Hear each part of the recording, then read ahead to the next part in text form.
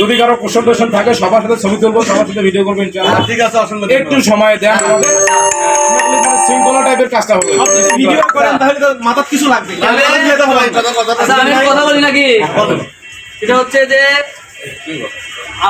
আমি যখন ভিতরে ছিলাম তখন হয়তো সেইভাবে সবার নাম বলা সম্ভব হয়নি, সবাইকে ধন্যবাদ দেওয়া হয়নি, আমরা কয়েকজন ভিতরে ছিলাম আর কি। তো আপনারা শুধু ফেসবুকের স্ট্যাটাসের মাধ্যমে, লাইভের মাধ্যমে যে আমার ভালোবাসার টানে যে আজকে সবাই চলে আসছেন, সবার প্রতি কৃতজ্ঞতা আবারও জানাই। বিশেষ করে তালেব ভাইজান, তারপরে হচ্ছে শামীম, হৃদয় যে ভাই, আপনারা আসছেন, সবাইকে আমার পক্ষ থেকে, লাইভ টু লাইভ আপডেট জোনের পক্ষ থেকে কৃতজ্ঞতা জানাই। এবং আপনাদের চেয়ে কিন্তু আমরা বেশি না, আপনিও কন্টেন্ট ক্রিয়েটর, আমরাও কন্টেন্ট ক্রিয়েটর, আমরা সবাই এক জায়গার মানুষ, সবাই একসাথে কাজ করব। আর হচ্ছে কথা হচ্ছে যে আমরা যেহেতু তালেব ভাইজান আমাদের সবার সিনিয়র, তাই নয়?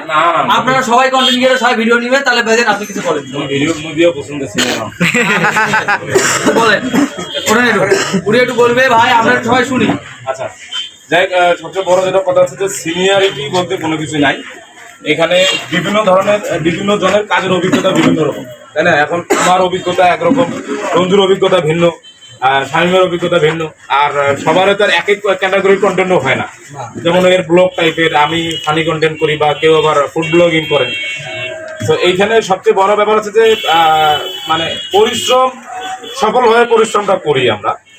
বিশেষ করে এখন যে বিষয়গুলো হচ্ছে, যেমন আমি বলি, সবাই আমরা এইটার এই বিষয়ে আমরা সবাই অবগত আছি যে আমি একটা যদি ছবিও ছাড়ি আমার পেজে, তাহলে শুরুতে যে জিনিসটা আছে, সাপোর্ট করলে ভালোবাসা পাবেন, আমার বাড়ি থেকে ঘুরে যাবেন, এই বিষয়গুলো। মানে আমি একটা ছবি ছাড়ছি, কোনো কন্টেন্ট নাই, ওটা কোনো কন্টেন্ট নাই, ওটা একটা আমার ছবি, আমি গাইবান্ধা আসবো, ওটা দিলাম যে আমি গাইবান্ধা যাচ্ছি, তো ভাই ঘুরে আসবেন, ভালোবাসা পাবেন, পাশে থাকবেন, এই যে বিষয়গুলো। ভাই এভাবে কন্টেন্ট ক্রিয়েটর হওয়া যায় না। কেন বলি, যদি এইভাবে যাইতো, আমি ওই সারাদিন ওই রোদের মধ্যে দোলাবাড়ি দিয়া, হ্যাঁ, এই ভিডিও বানাই, স্ক্রিপ্ট রেডি, কনসেপ্ট রেডি, শুধুমাত্র ওই ভালোবাসা দিয়ে নিয়ে বাড়ি যা ঘুরিয়ে আসিয়া বাড়ি 200 থেকে লাখ টাকা ইনকাম করতে হয়, যদি এরকম করে হইতো। আর আমিও খুব ছোট মানুষ ভাই, সবচেয়ে বড় যেটা বড় হচ্ছে যে মানে সবার সাথে হয়তো বা ওভাবে দেখা সাক্ষাৎ হয় না। রঞ্জুর মারুফতে হোক, ওর একটা প্রতিষ্ঠান হইলো আজকে আলহামদুলিল্লাহ, সেই মারুফতেই আমি আসলাম, সবার সাথে দেখা সাক্ষাৎ হইলো, ইনশাল্লাহ একটু করে হয়তো সবার সাথে পরিচিত হবে। আমি অনেককে নাও চিনতে পারি, কারণ সবাই জানেন যে এখন আপনারা যখন অনেক বড় পর্যায়ে যাবেন, তখন দেখবেন আপনারা অনেক ব্যস্ত আছেন। সবার একটা কমপ্লেন থাকে যে ভাই আপনি ফোন রিসিভ করেন না কেন? ভাই সারাদিনে না অনেক ফোন আসে, সত্যি কথা বলি, টু বি অনেস্ট, আপনারা যখন যাবেন না তখন বুঝছেন সারাদিনে অনেক ফোন আসে। দেখা গেলো যে ভাই ভাত খাইছেন, এই কথাটা বলার জন্য ভালোবাসার মানুষজন কি করে ফোন দেয়।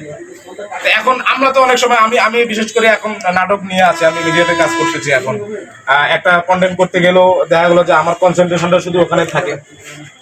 তো আপনাদের ভালোবাসায় দোয়ায় এত দূর পর্যন্ত আজকে রঞ্জু হোক, আমি হোক, শামীম হোক, তো আমরা কিন্তু ওই সাপোর্ট করিয়া কিন্তু হই নাই।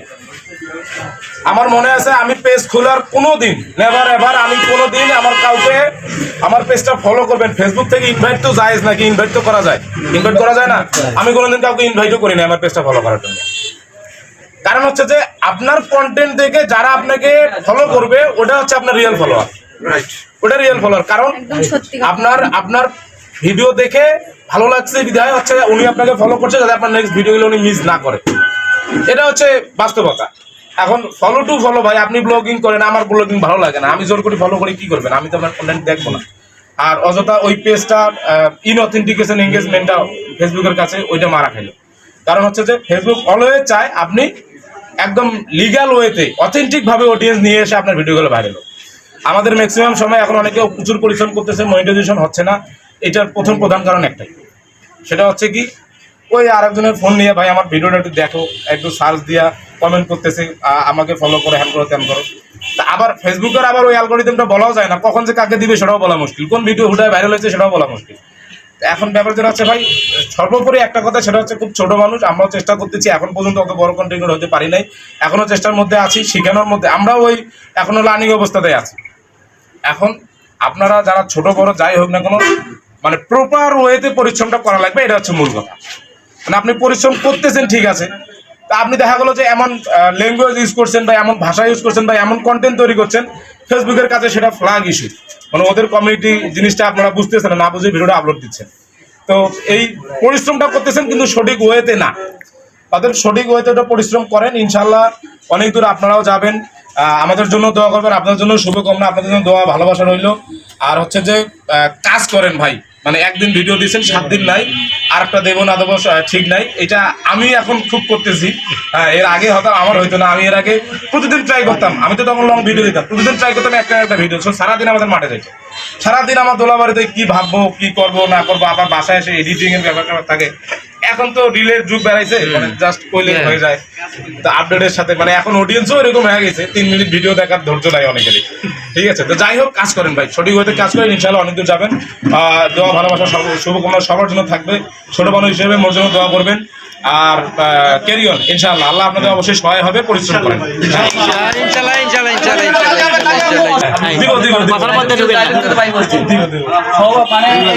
মানে এটা এই কথাটা বলা হয়তো ঠিক হবে না, অনেকে হয়তো আশা আকাঙ্ক্ষা নিয়ে আসছেন আজকে তালেব ভাইজানের সঙ্গে একটা ভিডিও করলে আমার ভিডিওটা ভাইরাল হবে, পেজটা আগে যাবে, এটাই চিন্তা ভাবনা করি কেউ আসবেন না, মানে কেউ ভিডিও কন্টেন্ট ক্রিয়েটর হতে চাবেন না। কারণ নিজে কি করবেন, হয়তো তালেব ভাইজান দিয়ে একটা ভিডিও 5000 ভিউজ হয়েছে, 25 ভিডিও ছাড়বেন না, আপনার ভিডিও 2000 200 ভিউজ হবে না। আজকে তালেব ভাইজান আমাদের আইকন, তালেব ভাইজান আমাদের গর্ব, তার সঙ্গে ছবি উঠবো, সেলফি উঠবো, একটা ভালো মুহূর্ত পার করতেছি, এর বেশি কিচ্ছু না। পরে কিন্তু কাজ আমাদেরকেই করতে হবে। অবশ্যই অবশ্যই। শামীম ভাই বলেন, বড় ভাই বুঝলেন, ভিডিও করছো, কন্টেন্ট ক্রিয়েটর হইতে গেলে কষ্ট করা লাগবে, যা শুনুন না কেন কন্টেন্ট বানাই লাগবে কিন্তু।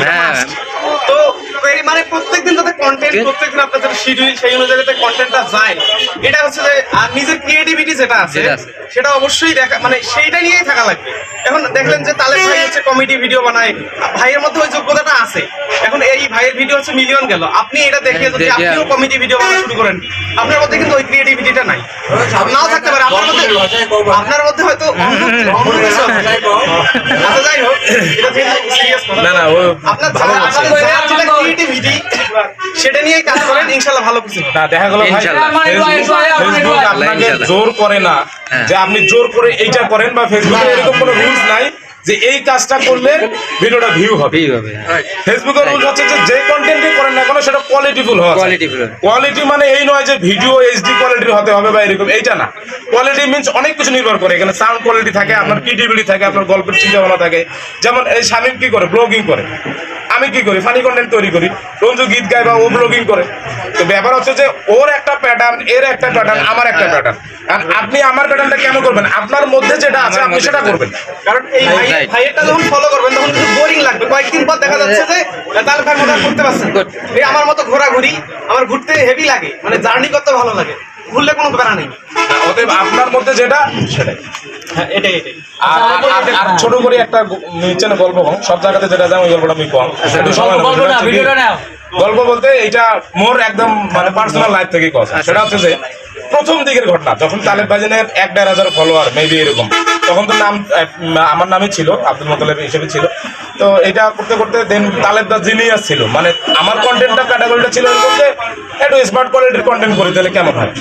তো মানে ওই দিকে দেখলো যে আসলে মুই তো অভিনয় থিয়েটার করছি বা মোর ওই জিনিসটা আসে ছোটবেলা থেকে, এটা নেশা। তখন আমি এটাতে কনভার্ট হইলাম, কারণ ওই জিনিসগুলো আমার দ্বারা হচ্ছে না, 2-1টা করার পর আর কনসেপ্ট বেড়ায় না বা স্কিপ বেড়ায় না, তখন আমি ফানি কন্টেন্টে আসলাম। তো রাস্তাঘাটে যেখানে সেখানে যখন ভিডিও করবেন তখন মানুষ যখন এটা কি করেছে কি হইবে না ইন দ্য মেন টাইম। এখন আলহামদুলিল্লাহ আপনার দোয়ায় ভালোবাসায় ডেইলি আমার বাড়িতে 4-5 জন লোক আসে, 4-5টা গাড়ি আসে, দেখা করতে আসে। ঠিক ওই লোকগুলাই এখন বলে বাপ রে বাপ এই চাঁড়া দেখে এরকম এই যে মাঝখানে ওই বলা আর এই বলার মধ্যে মাঝখানে যে বিষয়টা, এটা শুধু কিন্তু বসে থাকে হয় নাই ভাই, অনেক লোকের কথা শুনতে হয়েছে, অনেক কিছুর কথা শুনতে হয়েছে। দেন একটা স্বপ্ন, আমার যেমন স্বপ্ন ছিল আমি মিডিয়াতে কাজ করবো, একটা জায়গায় যাবো, আমার টিভি চ্যানেলে কাজ করার একটা ইয়ে ছিল। তা আলহামদুলিল্লাহ আমার কন্টেন্ট দেখে অ্যাজ এ বড় একজন ডিরেক্টর চোখে পড়ে, দেন আমি এখন বৈশ্বিক টেলিভিশনে প্রকল্প, আলহামদুলিল্লাহ শুভকামনা ভাইয়া। এই স্বপ্নটা থাকবে এবং এই যে কথাগুলা হ্যাঁ যে অমুক ওই কি করেছে সারাদিন ভিডিও করে কি করে টিকটক ভিডিও করে হ্যাঁ এটা বলবে তো আপনারা চালাই যাবেন ভাই কে কি বলে বলুন ঠিক আছে এইটা হচ্ছে বড়। কিছু কথা বলবেই আমি আসলাম রাস্তায় আমার ছোট ভাইয়ের মধ্যে যাবে রাস্তাতে সবার সঙ্গে ভিডিও বানাবেন তো ভাই মানুষ মুখ চেনে এরকম করি বানাইলাম কোনো সমস্যা নাই তো আমার প্রফেশন এখন এইটা এর চেয়ে কত কথাবার্তা পার করে আসছে ঠিক আছে তো এই প্রতিবন্ধকতা গুলো রাখবেন না ভাই একদিন আপনার যখন সাকসেস হবে তখন ওই লোকগুলো আপনাকে পাওয়া দেবে